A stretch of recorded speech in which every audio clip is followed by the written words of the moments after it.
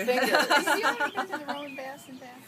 I have, and it is the best. I got some of my best books there.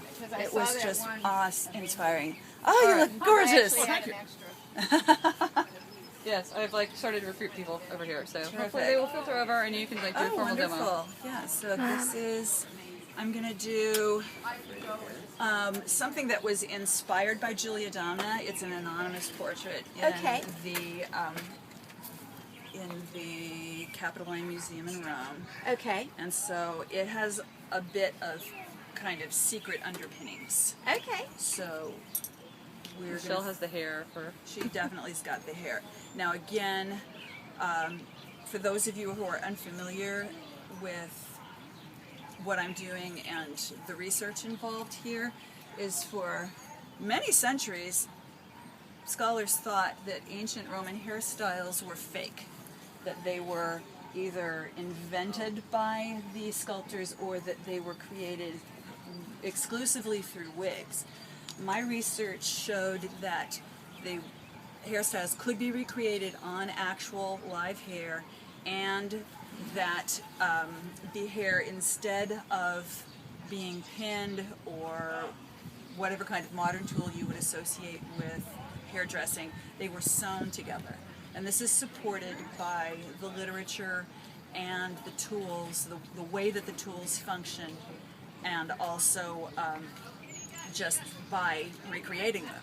So I've been able to show that it happens. Now, this hairstyles are really the creatures of physics. Gravity is not our friend. Okay?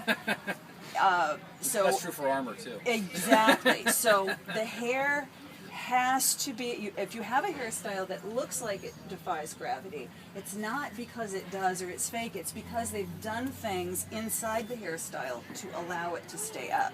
Now what I'm doing here is creating a hidden support braid. Okay. That is a French braid in the back, and this is what I'm going to attach the bun to when we're done. Okay. All right.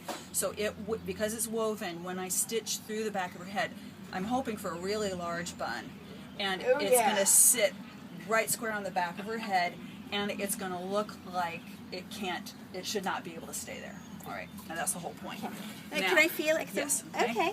Now, Okay. it is anachronistic for me to use elastics. Anachronistic means it's not in the right time. Okay.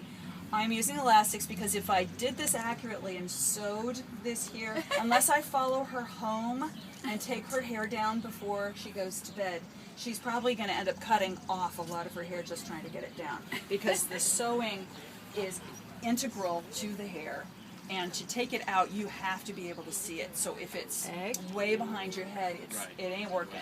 She'd have to have her ladies made. Yeah, right? now she'll have her daughter to help her, and she will be able to find the threads that I will have stitched this together with, and she can just keep pulling and clipping and pulling and clipping until it just collapses and she's able to take everything out. But the elastics, those things would be very difficult for her to lose. Did the Roman ladies sleep in their hairstyles, or did their maids take them out and do them anew each day? That is a wonderful question. Did they sleep in their hairstyles? I think it depends on the period and the hairstyle. Many of the hairstyles would likely have been either uncomfortable to wear at night, say a bun, a thick bun on the back of the neck. You wouldn't be able to sleep perhaps very easily. But some of them, like... But women like in the 50s wore the curlers. It's horrible. Yeah. Curlers well, right. and stuff. There's a great deal of Yeah. discomfort that people will undergo for style. I am not... That was to make a style. If you already have a made style, I think sleeping right. would be a bad idea. But also remember that the social history of Rome made stuff expensive and labor cheap. Yeah.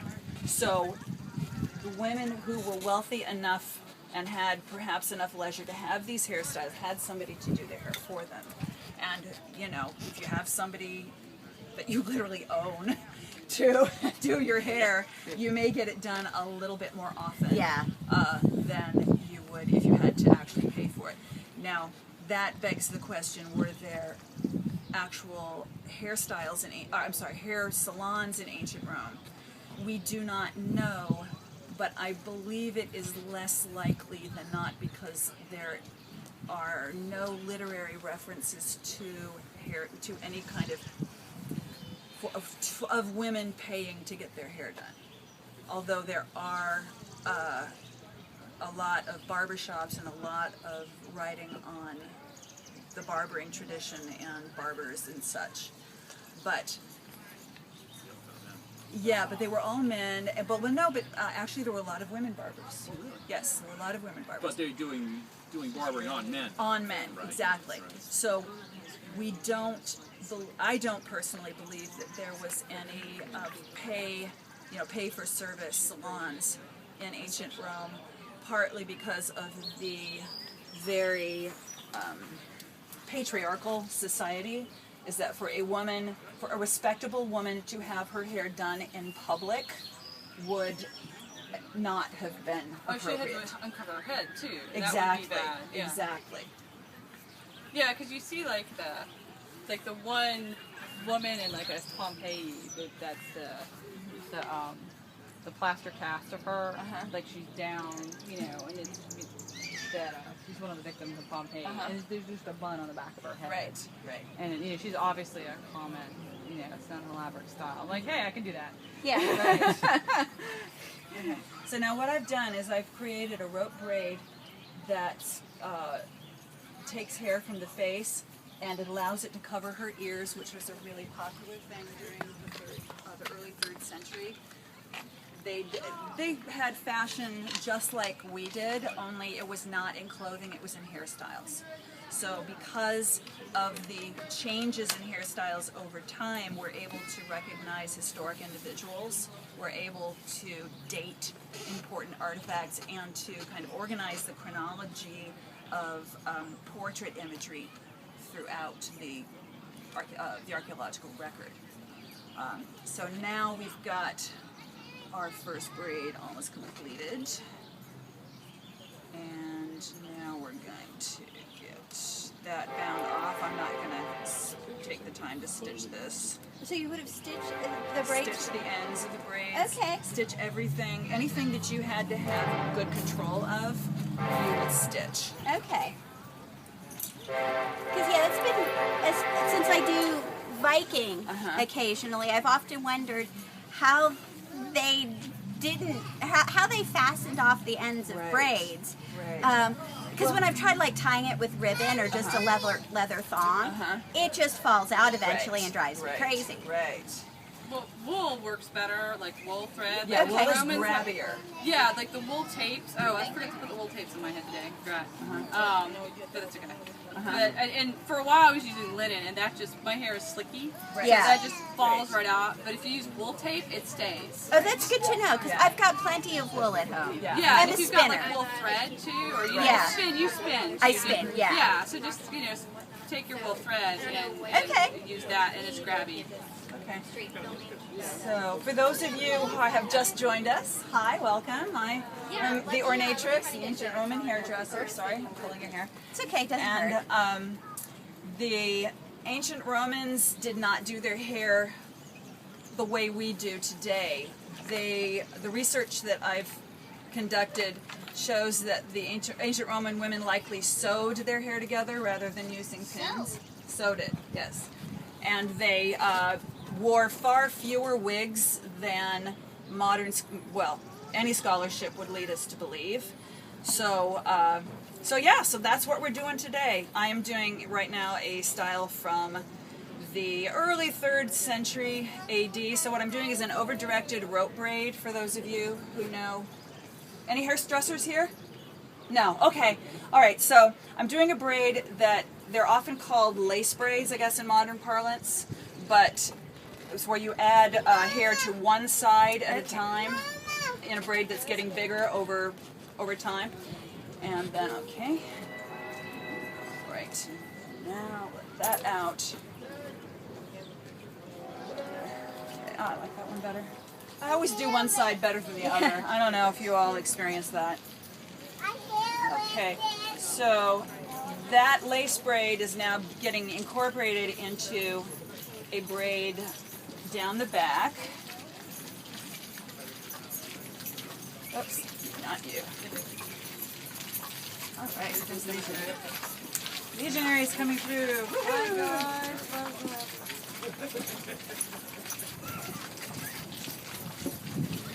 I'm a slow braider. You're pretty darn fast.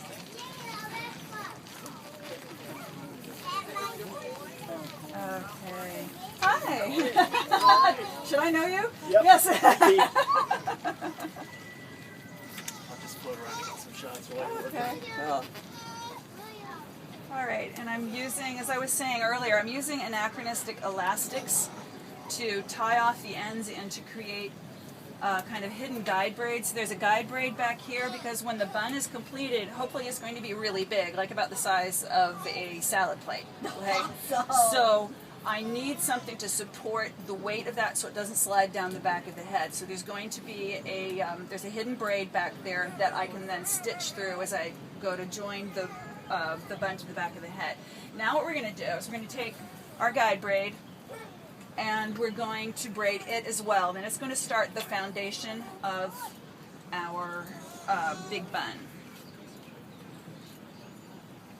And again, my abysmal braiding skills. As I get older, my hands get slower. You know, I drop more stuff. Glucosamine, Yeah. magnesium. Okay, so once we get that done. Did Roman ladies rent out their hairdressers?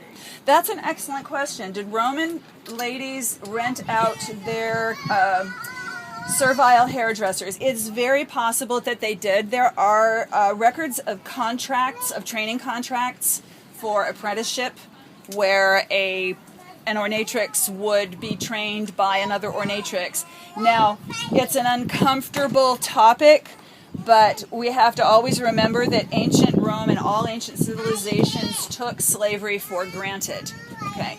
However, if in a perverse way, slavery in antiquity was at least fair. Anybody could be a slave. It didn't matter where you came from, what color your skin was, who you were.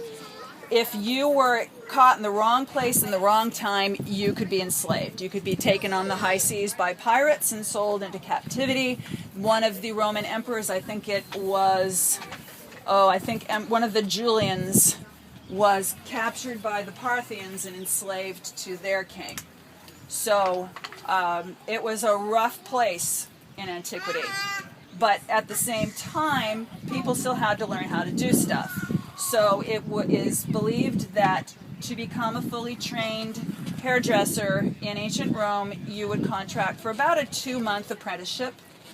And it probably involved many of the same things that hairdressers do today, such as makeup and hairstyling and possibly curling the hair with heat, although that may have been a subspecialty, a professionalized subspecialty. Now what I'm doing at this point is now I'm stitching. If anybody wants to come up closer and see detail, please do. Come on up. You're so far away. I can't talk to you. You're too far away. All right. So what I'm doing is I'm starting to spiral, make a spiral out of this bun. And I'm working on the inside so that I can't see the stitches. All right. So I'm stitching the adjacent edges of the bun onto itself as I twist. Okay. And so as I get closer and closer to the base of the bun, you can see the stitches coming around, and because I've matched the color of the thread relatively closely to the color of the hair, the stitches really don't show that much. Okay. And so this is very similar in principle to what you might do with extensions today, with weaves. Now what we're going to do is we're going to start adding to this to make the big bun. So what I'm going to do is I'm going to swing this braid underneath. Or actually, no, I'm going to swing it over the top. That'll make it even more interesting. Okay. And we're going to now stitch it around the edge of the first bun. And that's going to expand its size. Okay, so we're taking advantage of every inch of hair. The ancient Roman women took great pride in their appearance, and having a good, beautiful, long head of hair was considered sexy and lovely. and made a woman more alluring. There are all kinds of Latin passages talking about the beauty of women's hair. So what this does is just take advantage of the length. And two, you have to remember when we're thinking of these styles as possibly being fictional, because when you look at a stone portrait, I don't know how many of you are familiar with ancient Roman art, the hair really does look fake, doesn't it? I mean, it's so solid, it's so monolithic, you can't see through it. I mean, when you think stone is not the best medium for conveying hair. Can we agree on that? All right.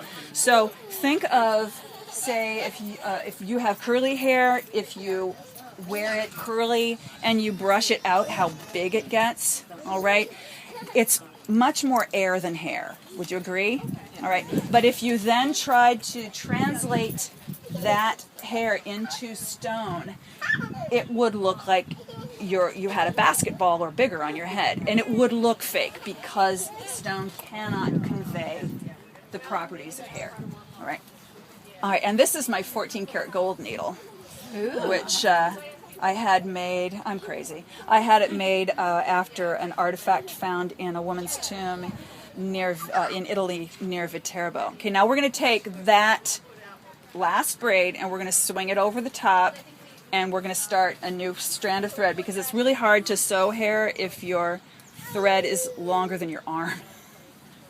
Okay, and I always put a slip knot in the end of my thread in order to get a good base, so I can be holding onto the hair with one hand and sewing with the other, and I don't have to take time to tie knots.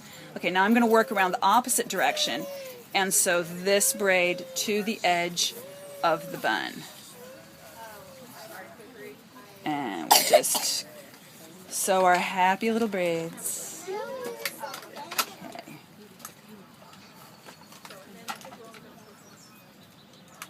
Now you will all agree that these hairstyles look very rough and ready. They're not nearly as attractive as I would like them to be if I were working, in the salon as modern.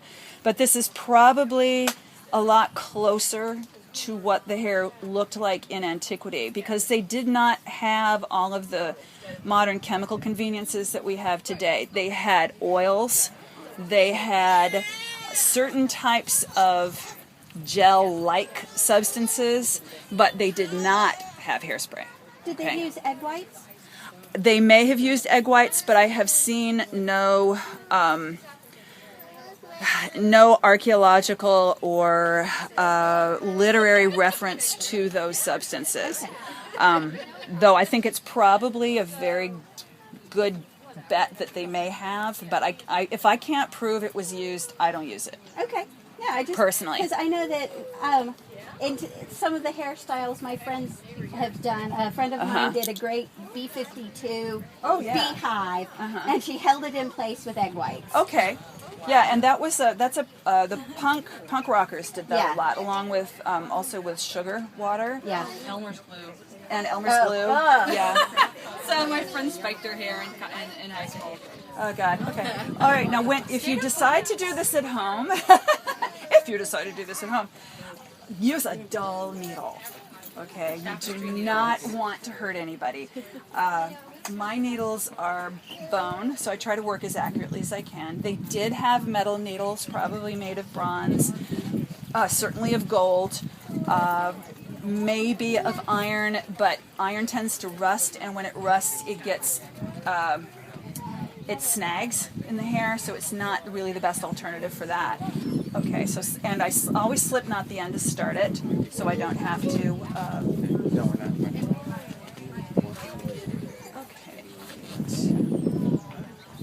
All right, and so we're just about done. I never tie, I always make enough stitches so that I don't have to tie a knot. Knots won't hold in here anyway, because the hair spreads and relaxes and knots just won't hold. Plus it just makes it all that much harder to get it out when you finally need to. All right, I'm gonna have you turn around so that everybody can see you. Mom. Mom. All right, so that's based on a Capitoline Museum style. Good it is. There's almost a little bit of Faustina the First in there too. Okay, but now when you see them made, you can see how the wind reacts to them and how air affects them. So, you know, they may have wet styled the hair in the sense that they got it wet before styling because that makes it a lot more pliable. We know that they took daily baths. Many women took daily baths. Many of the great houses had private bathing accommodations, even very luxurious ones. But there was some really exciting research just presented in the most recent Archaeology magazine, which is the popular version for the Archaeological Institute of America, on a woman's research at the University of Iowa, where she has been digging through the drains of ancient Roman baths and all of the interesting little detritus that she has found. But she has found many, many, many single prong pins like these, which were used to dress some hairstyles, but primarily used to part and hold the hair up out of the way while you were working. Oh, you know? But they also found sewing needles. So I just wrote to her yesterday to find out what the dimensions of these sewing needles are, because my belief is that big fat ones that were dull were most likely used to dress hair. That's interesting because we think those are like hair sticks, like we use hair sticks today, but they're really bod pins. They're bod pins. Yeah. Yeah. Oh, Well, that's good to know. they are hair sticks. Well, the thing is that it's a slippery topic because during some periods of Roman history or costume history, these would be exactly what you needed.